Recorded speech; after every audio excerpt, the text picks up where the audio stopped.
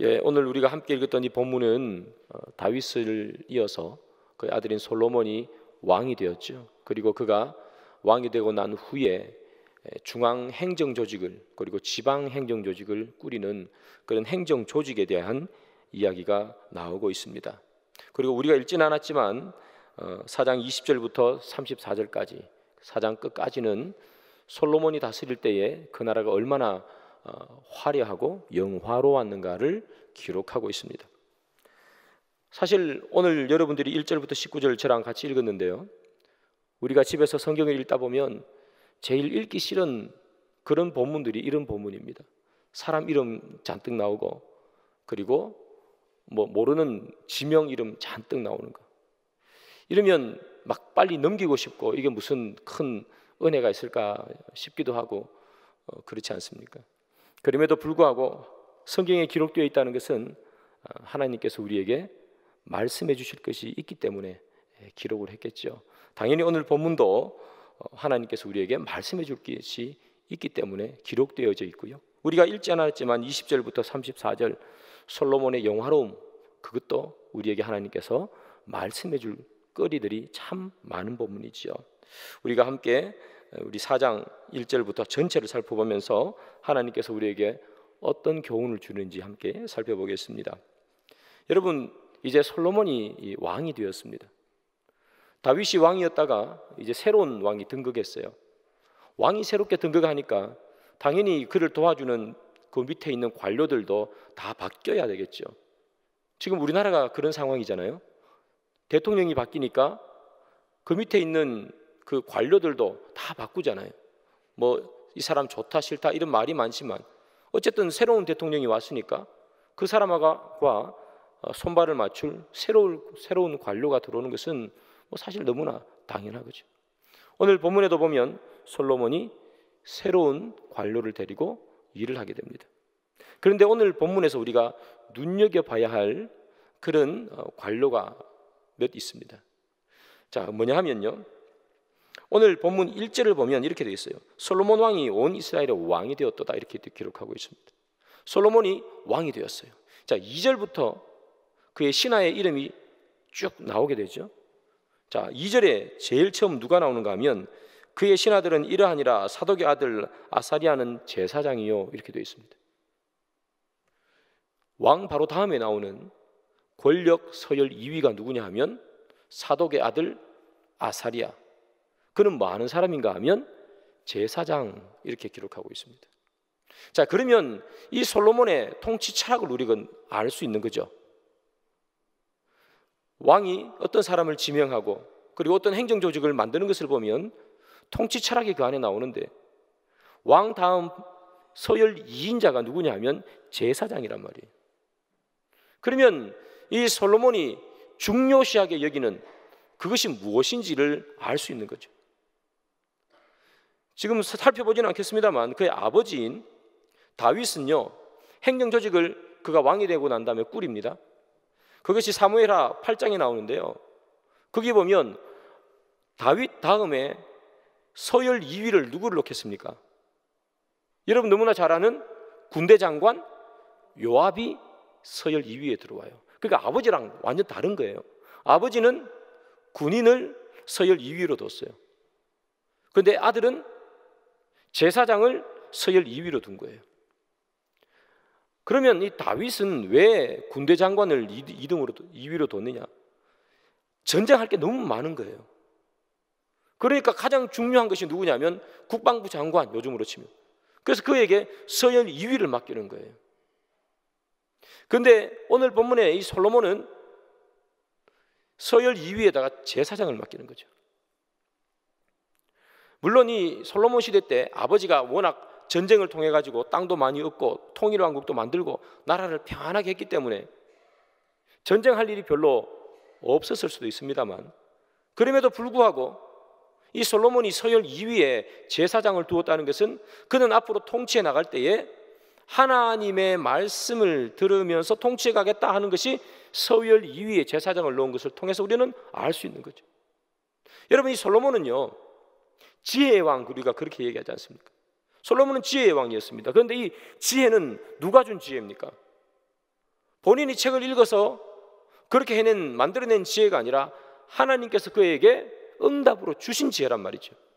그래서 그는 늘 하나님께서 주신 지혜를 가지고 지난주의 본문이죠. 아이를 이렇게 누구 엄마가 진짜 아이인가, 그것도 판단하는 것이 하나님이 주는 지혜로 하는 거죠.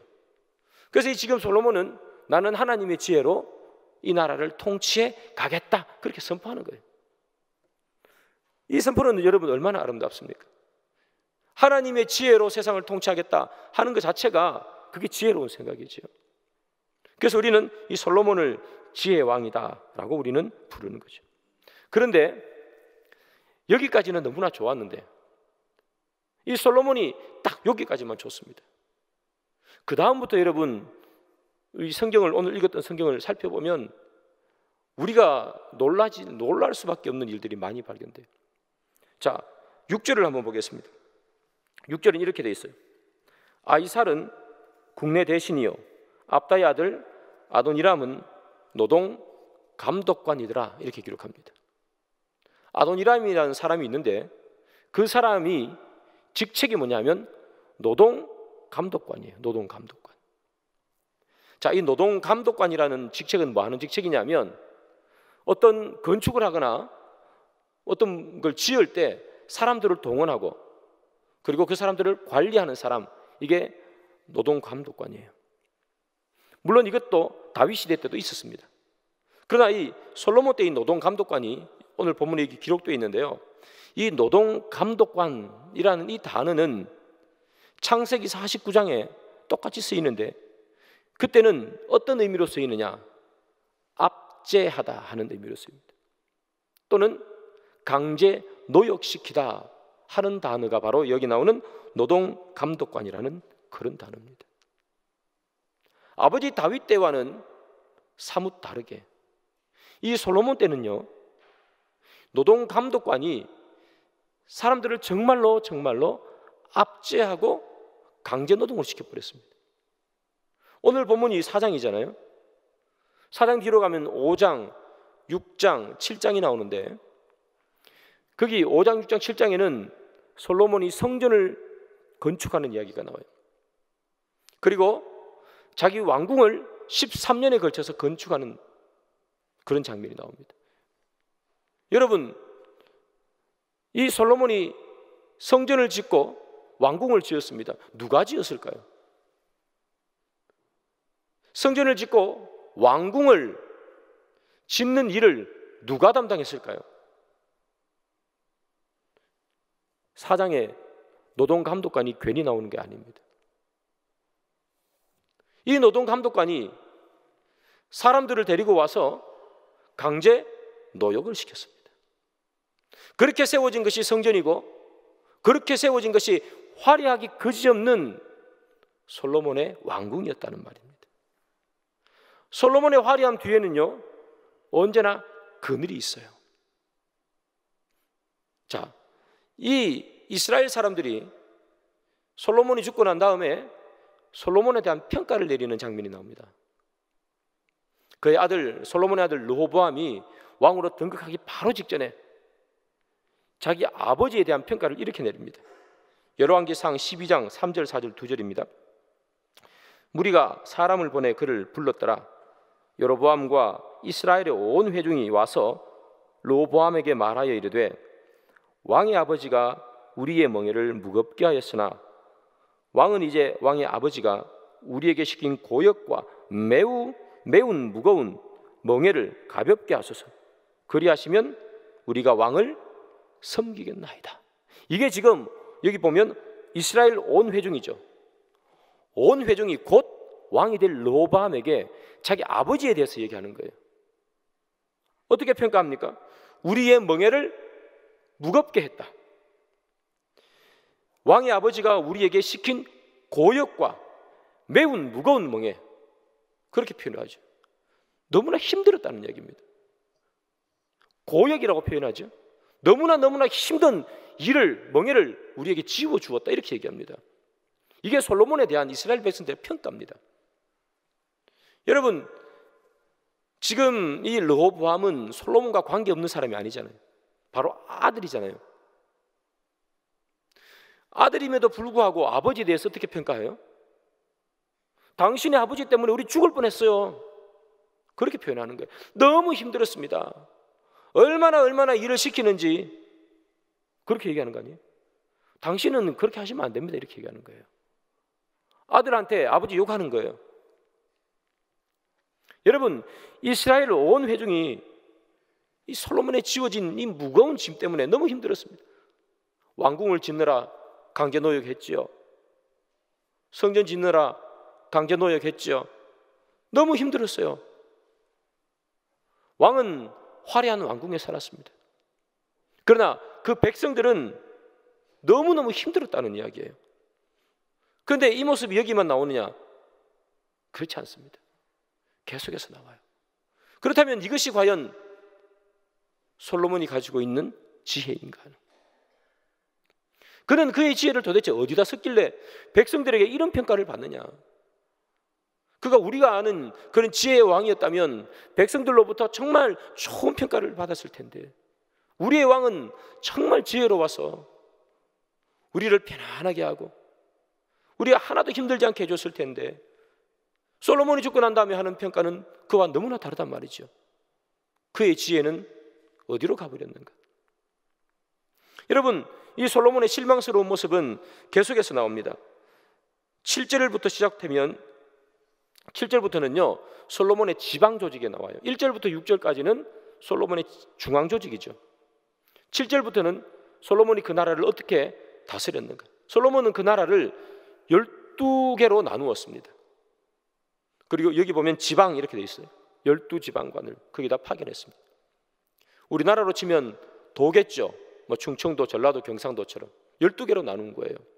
자, 12개로 나눴는데 이 12개로 나누어진 그 지방에서 제일 중요한 일이 뭔가? 그 7절에 기록되어 있죠. 한번 읽어봅니다. 솔로몬이 또 온 이스라엘에 12지방 관장을 두매 그 사람들이 왕과 왕실을 위하여 양식을 공급하되 각기 1년에 한 달씩 양식을 공급하였으니, 나라를 12개로 나누었습니다. 그런데 그들이 해야 되는 가장 중요한 일이 적혀 있을 텐데 뭐라고 적혀 있느냐? 왕과 왕실을 위해서 양식을 공급하는 일이죠. 12개로 나누어진 이 지방이 1월 달에는 이 지방에서, 2월 달에는 이 지방에서, 3월 달에는 이 지방에서 왕과 왕실에게 먹을 것을 공급했더라 하는 이야기를 하고 있는 거죠. 여러분, 지방으로 12개를 나누었습니다. 그러면 각각 지방마다 할 일이 있겠죠. 우리도 지방자치를 해가지고 무슨 각 도마다 할 일이 많잖아요. 뭐 백성들도 잘 지켜야 되고, 또 혹시나 뭐 치안도 신경을 써야 되고, 옛날이니까 누가 쳐들어오면 막아야 되고, 할 게 얼마나 많아요.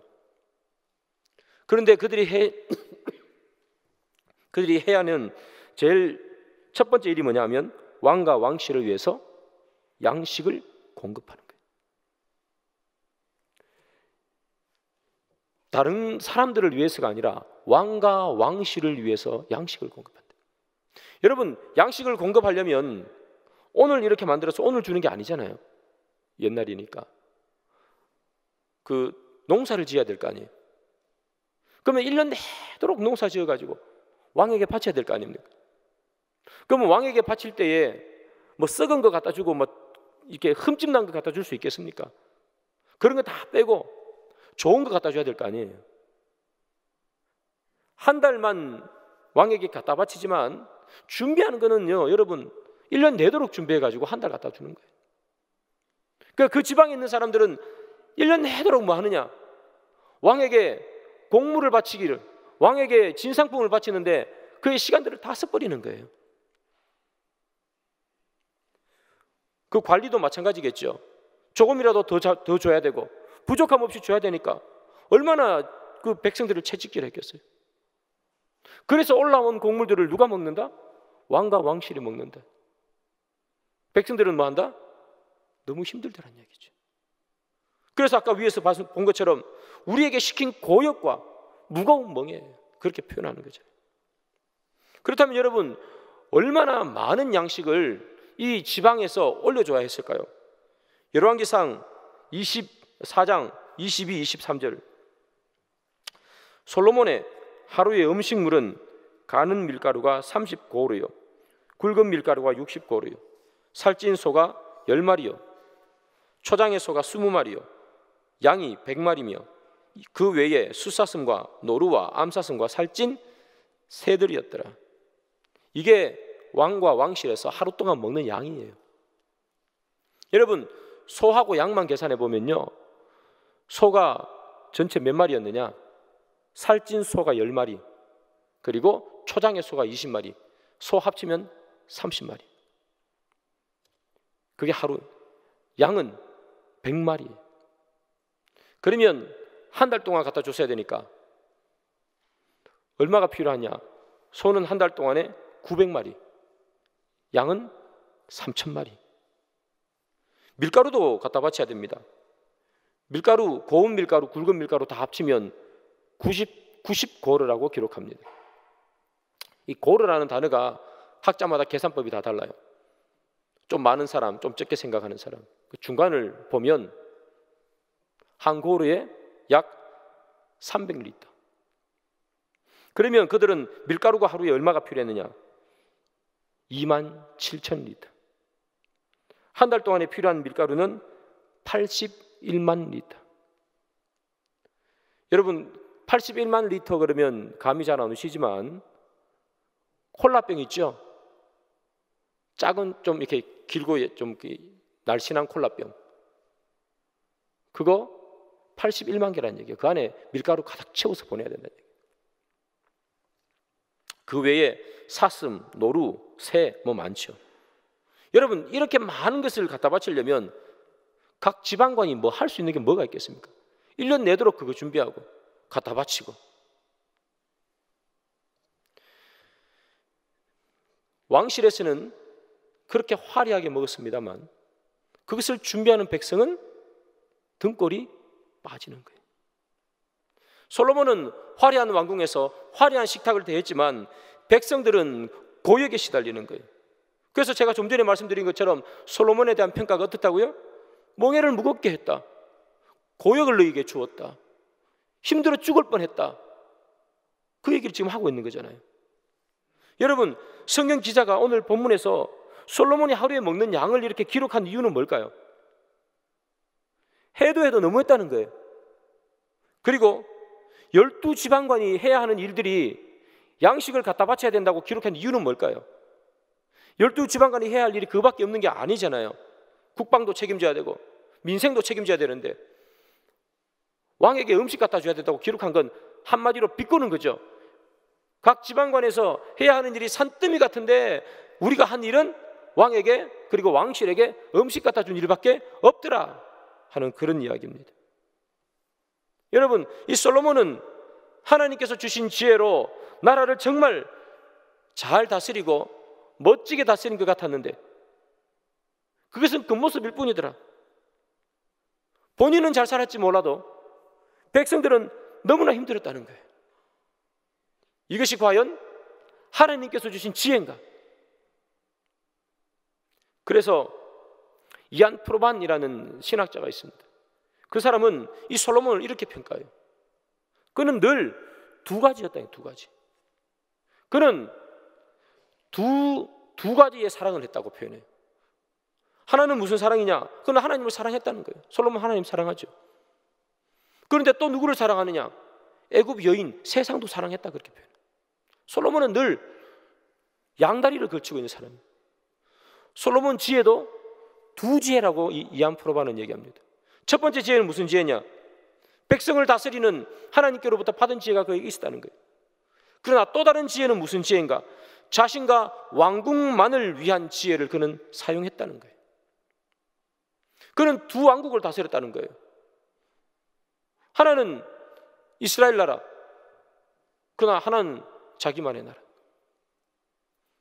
그는 늘 이 둘 사이에서 왔다 갔다 한 사람이 솔로몬이었다고 표현합니다.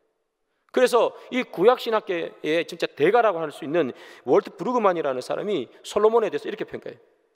솔로몬의 호화로운 삶의 배경에는 착취당하는 자들의 통곡소리가 암시되어 있음도 간과해서는 안 된다. 이곳에 기록된 이야기는 그의 나라가 분열하게 될 열왕기상 12장 이야기의 초석이 되고 있다.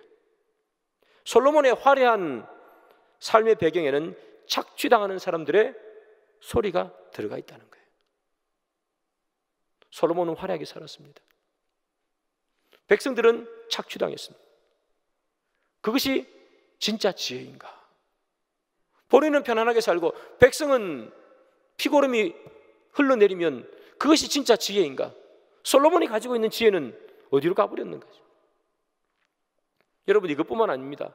솔로몬 시대는요, 나라가 부강했다고 오늘 성경 본문은 기록해요.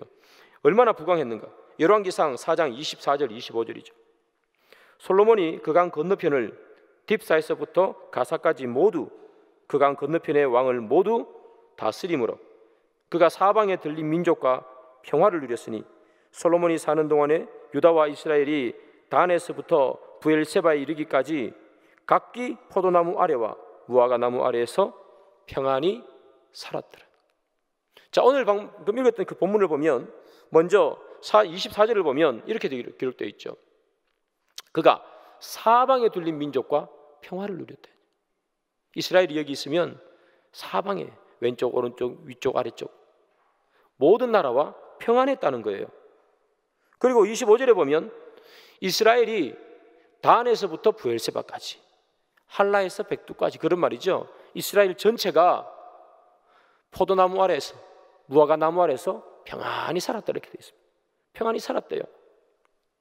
잘 살았다고 기록하고 있죠. 솔로몬은 나라를 부강하게 만들고 백성들이 평안하게 살게 했습니다. 그런데 여러분, 그 다음 구절을 봐야 합니다. 열왕기상 4장 26절이죠. 솔로몬의 병거의 말 외양간이 4만이요 마병이 12,000명이며. 여러분, 솔로몬이 가지고 있는 말을 키울 수 있는 외양간이 몇 개라고요? 4만 칸이라고 해야 되나요? 4만 칸. 마병이 12,000명. 물론 이 숫자에 대해서는 논란이 있습니다. 역대기에 가보면 말 외양간이 4천이라고 기록하고 있어요. 그래서 4천이라고 생각하는 사람도 있고 4만이라고 생각하는 사람도 있고, 마병이 12,000이다 그렇게 얘기했는데 마병이 아니라 말이 12,000필이다 그렇게 생각하는 학자들도 있고, 어쨌든 뭐 많습니다. 그러나 어떻게 되었든 간에 상당히 많은 말과 마병을 거느리고 있는 거예요. 솔로몬의 왕국의 강력함을 보여주는 거죠. 사방에 있는 나라들과 평화를 누리고 그들로부터 조공을 받을 수 있을 만큼 강력함이 여기 나타납니다. 근데 여러분, 여기에도 함정이 있어요. 모세가요, 이스라엘 백성들을 불러 모아놓고 하는 이야기가 있어요.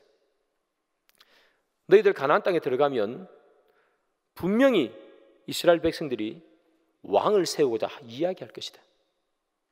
그때 왕을 세워주라 이렇게 얘기합니다. 그러나 그 왕에 대해서 너희들이 반드시 해야 되는 것이 있다. 그게 뭐냐? 왕은 세 가지를 절대로 하면 안 된다 그렇게 얘기합니다. 그 세 가지가 뭐냐? 신명기 17장 16절 17절 두 절입니다. 그는 병마를 많이 두지 말 것이요 병마를 많이 얻으려고 그 백성을 애굽으로 돌아가게 하지 말 것이니 이는 여호와께서 너희에게 이르시기를 너희가 이후에는 그 길로 다시 돌아가지 말 것이라 하셨습니다. 모세가 하는 이야기죠. 왕이 세워지면 왕이 절대로 하면 안 되는 게 세 개가 있어요. 첫 번째는 마병, 말을 많이 두지 말라 그렇게 합니다. 나머지 두 개는 본문이 길어서 제가 생략했는데요. 또 하나는 여인을 많이 두지 말라 그래요. 또 하나는 은금을 많이 쌓아두지 말라 그래요. 근데 솔로몬 시대 보면 여인을 많이 두죠. 은금이 길에 넘쳐났다 그러죠.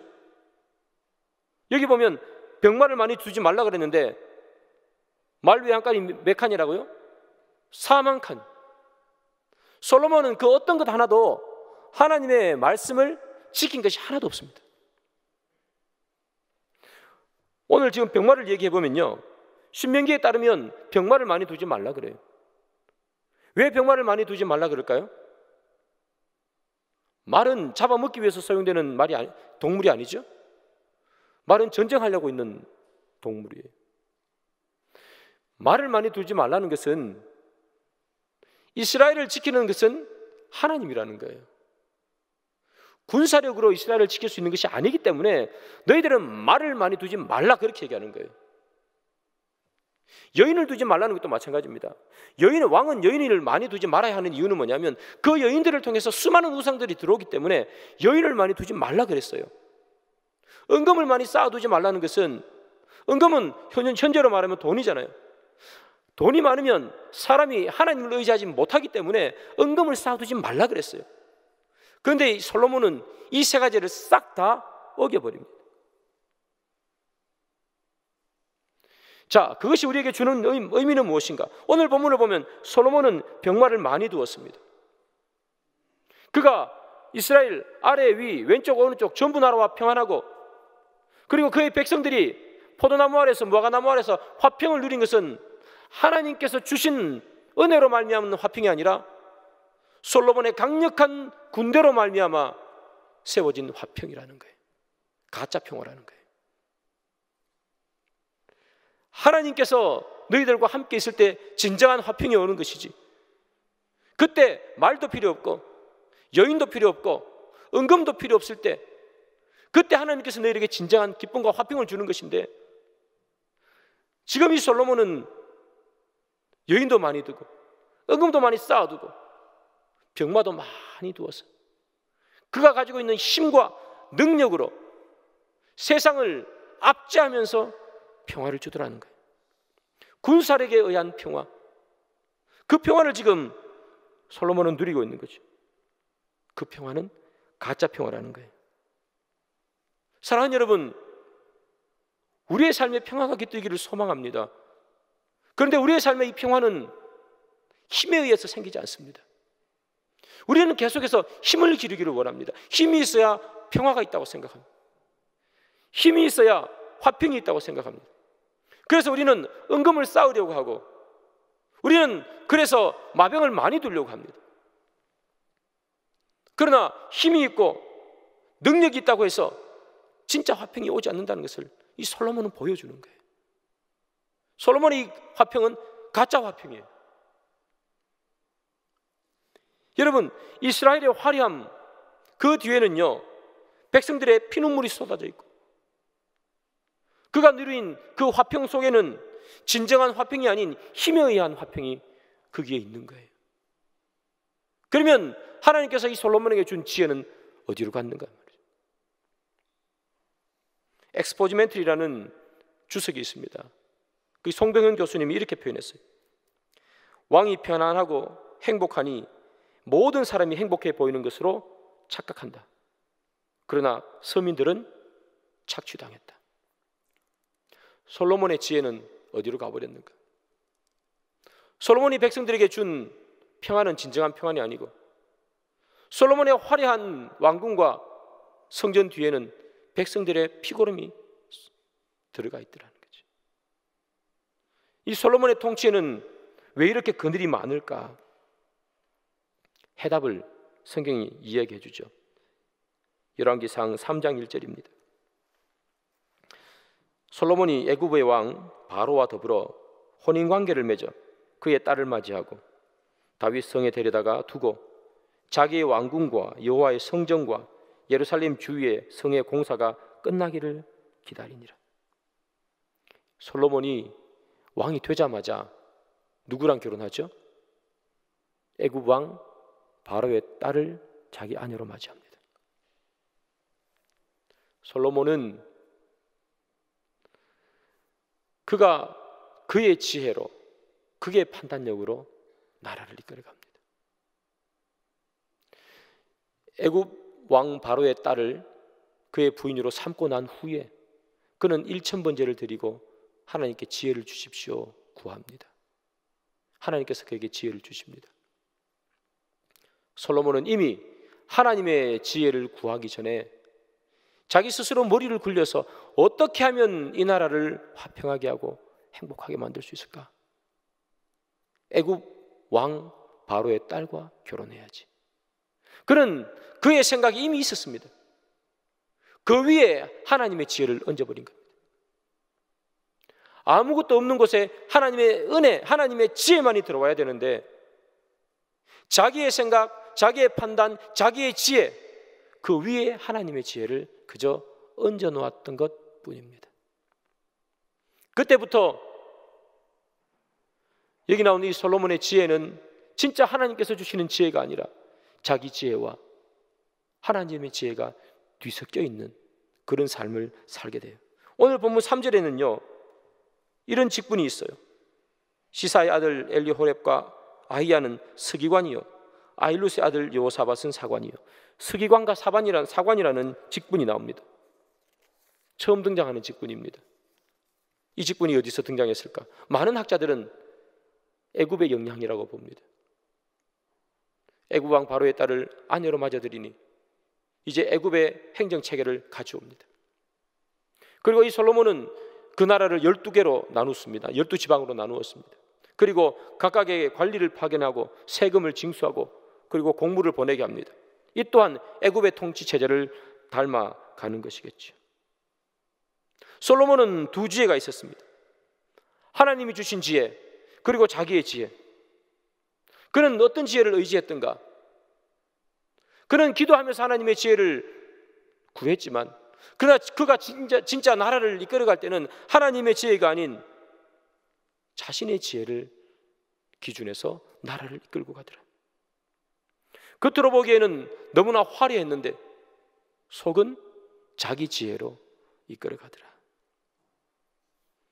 하나님께서 그에게 지혜를 주셨지만 하나님이 주신 그 지혜로 나라를 통치하는 것이 아니라 그는 늘 자신을 향해서 그 지혜를 사용하고 자기의 머리로 나라를 통치했던 사람, 이게 솔로몬이죠. 사랑하는 여러분, 솔로몬의 나라가 겉으로 보면 얼마나 화려합니까? 그런 얼마나 화려한 삶을 살았습니까? 그러나 진짜 하나님께서 인정한 기쁨과 화려함이었을까요? 아니면 겉으로 보기에, 눈으로 보기에만 화려하고 좋은 것일까요? 아무리 겉으로 보기에 화려하고 좋아도 그 안에 하나님의 음성과 말씀이 들어있지 않으면 그것은 전부 빈 껍데기에 불과합니다. 솔로몬을 보십시오, 여러분. 정말 화려했잖아요. 멋있잖아요. 그런데 솔로몬의 나라는, 솔로몬이 세운 그 왕국은 그 아들대에 나가서 그냥 두동강이 나버립니다. 한 세대도 이어지지 못합니다. 왜 그랬을까? 속빈 강정이니까. 그 속에 아무것도 없으니까. 그 속에 하나님의 말씀, 그것이 단단하게 있어야 나라가 오래 갈 텐데 그 안에 있는 게 아무것도 없어요. 그냥 화려함만 있어요. 인간의 지혜만 있어요. 여러분, 세상을 보시기 바랍니다. 세상 사람들 다 화려하게 살고 싶어 하잖아요. 멋지게 살고 싶어 하고요. 그런데 그 사람들이 얼마나 공허하게 살아갑니까?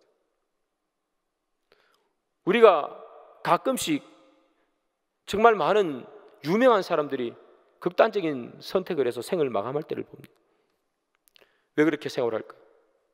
누구나 다 화려한 삶을 원하는데 그들은 남들이 다 부러워하는 화려한 삶을 살고 있는데 보통 사람들이라면 갖지 못하는 부도 가지고 있고 보통 사람들이라면 갖지 못할 인기도 그들은 얻고 있는데 그들은 왜 그러한 화려함 속에서 생을 마감하는 것일까? 속이 비어있기 때문에 그렇습니다. 그의 마음속에 진리가 없기 때문에 그렇습니다. 아무리 화려해도 그 속에 진리가 채워지지 않는 이상 사람들은 허무하고 공허할 따름입니다. 그래서 그들은 생을 마감하는 거죠. 화려한 집과 화려한 차가 그들에게 진리를 전해주지 못하기 때문이죠. 여러분, 왜 솔로몬이 죽고 난 다음에 바로 그 아들 때에 가서 나라가 두 쪽하고 나누어집니까? 화려하고 강력했지만 그렇게 화려하고 강력했다면 수백 년은 이어가야 될 텐데 왜 솔로몬이 죽자마자 나라는 두둥강이 나니? 아무것도 채워지지 않았기 때문입니다. 강력한 것 같았습니다. 무너지지 않을 것 같았습니다. 그런데 금방 무너졌습니다. 화려할 것 같았습니다. 몇백 년은 유지될 것 같았습니다. 그러나 금방 무너져 버렸습니다. 왜 솔로몬은 그렇게 되었을까? 솔로몬이 몰랐던 게 하나 있기 때문에 그렇습니다. 신명기 17장 19절입니다. 평생에 자기 옆에 두고 읽어 그의 하나님 여호와 경외하기를 배우며 이 율법의 모든 말과 이 규례를 지켜 행할 것이라. 제가 좀 전에 모세가 이스라엘 백성들을 불러 모았다고 말씀드렸죠. 세 가지 절대로 왕이 되면 하지 말아야 되는 것이 있다고 제가 말씀드렸습니다. 병마를 많이 거느리지 말고, 여인을 많이 두지 말고, 은금을 쌓아두지 말라. 세 가지 하지 말라 그랬습니다. 그러나 딱 한 가지 하라고 한 게 있습니다. 너희 왕이 되면 왕은 이거 해야 돼. 그 한 가지가 뭐냐? 하나님의 말씀 율법을 읽고 이 율법을 지켜 행하라는 거예요. 그렇게 화려하고 강력했던 솔로몬의 나라가 왜 그렇게 쉽게 무너졌느냐? 바로 저게 없었기 때문이죠. 하나님의 말씀을 읽고 행하는 그 마음이 없었기 때문이죠. 1,000마리의 제사를 주님 앞에 드리는 1,000번제는 드렸을 수 있지만 그런 말씀을 가까이 하지 않았습니다. 그런 하나님의 말씀을 읽고 행하지 않았습니다. 그는 그의 지혜로 나라를 통치했고, 그는 그의 지혜로 애굽에 의지했고, 그는 그의 지혜로 풍성한 화려한 나라를 만들었습니다. 그러나 말씀이 없으니 모든 것이 다 사라지고 말았습니다. 한 세대도 채 이어가지 못했던 이 솔로몬의 화려함, 그 안에는 하나님의 성령과 말씀이 없었기 때문이죠. 사랑하는 여러분, 여러분들은 어떤 삶을 살기를 소망하십니까? 화려한 삶을 살기를 원하십니까?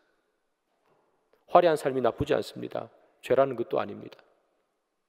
화려한 삶을 살아도 그 안에 하나님의 말씀이 있으면 좋은 삶입니다. 우리가 은금을, 여인을, 그리고 병마를 많이 취하는 것을 모든 사람들은 원합니다. 그러나 주님이 말씀하신 것 그렇지 않다. 참지혜는 병마를 찾고 은금을 찾고 많은 여인을 찾는 것이 아니라 하나님의 율법을 찾는 것, 그것이 참지혜니라. 하나님의 말씀을 찾을 때에 우리에게는 진정한 삶이 기다리고 있느니라. 우리의 삶의 진정한 기쁨과 우리의 삶의 진정한 강력함은 어디에서 나오느냐? 하나님의 말씀을 읽고 행할 때 나온다. 오늘 본문은 우리에게 말씀해 주고 있습니다. 말씀의 결론을 맺습니다. 사랑하는 여러분, 솔로몬, 누구나 한 번쯤 되어보고 싶은 사람, 지혜로운 사람, 누구나 한 번쯤 해보고 싶은 것, 왕이라는 그 직책. 그러나 이 솔로몬은 하나님께 주신 지혜가 아니라 자기 지혜 위에 하나님의 지혜를 얹어 그는 세상을 다스렸고 나라를 다스렸습니다. 그 모습으로 보기에는 너무나 화려하고 너무나 멋있었지만 그 안은 속빈 강정처럼 아무것도 없었습니다. 하나님의 지혜가 없으면 아무리 화려해도 그것은 빈 껍데기일 뿐입니다.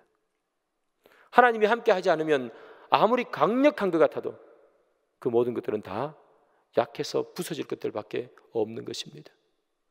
우리 삶 속에 화려하고 멋있는 것으로 채우는 인생이 아니라 하나님의 말씀으로 우리는 채워서 솔로몬처럼 금방 사라지는 영화를 누리는 인생이 아니라 하나님께 주시는 영원한 기쁨을 누리는 그런 저와 여러분들이 되기를 주님의 이름으로 축복합니다.